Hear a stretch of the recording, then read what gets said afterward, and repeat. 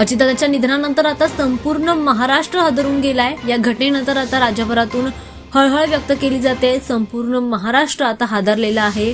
उपमुख्यमंत्री एकनाथ शिंदे यांनी सुद्धा आपल्या भावना व्यक्त केल्या आहेत। अजित पवारांच्या जाण्याने महाराष्ट्रावर दुःखाचा डोंगर कोसळलाय। महाराष्ट्राचं मोठं नुकसान झाल्याचं म्हटलं जात आहे। असा विचार कोणीही केला नव्हता, मात्र या अचानक घटनेनंतर आता सगळीकडेच शोककळा पसरली। या दुर्दैवी अपघाताची चौकशी व्हावी असं एकनाथ शिंदे यांनी म्हटलंय। आमच्या सहकाऱ्याचा जीव या विमान दुर्घटनेत गेला।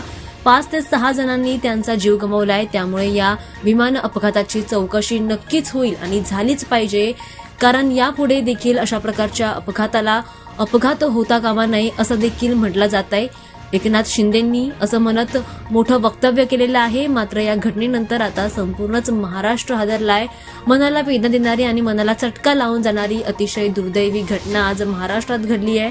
स्वप्नातही वाटलं नव्हतं अशी मोठी घटना आज घडली आहे। त्यामुळे दादांच्या या जाण्यानंतर आता संपूर्ण महाराष्ट्रावर मोठी शोककळा पसरली आहे। महाराष्ट्रासाठी अतिशय दुःखद आणि दुर्दैवी घटना आहे। अजितदादा गेल्या अनेक वर्षांपासून महाराष्ट्राच्या राजकारणाचे नेतृत्व करतायत। अतिशय परखड स्पष्ट वक्तेपणा आणि प्रशासनावर असलेली त्यांची पकड आजपर्यंत आपण पाहिलेली आहे।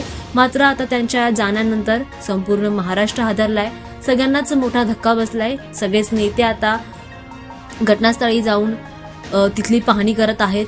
बघायला मिळते की मोठ्या प्रमाणामध्ये गर्दी देखील या ठिकाणी पाहायला मिळते। एकनाथ शिंदेंनी केलेलं वक्तव्य त्यानंतर आता या विमान अपघाताची चौकशी देखील केली जाणार असल्याचं म्हटलं जात आहे।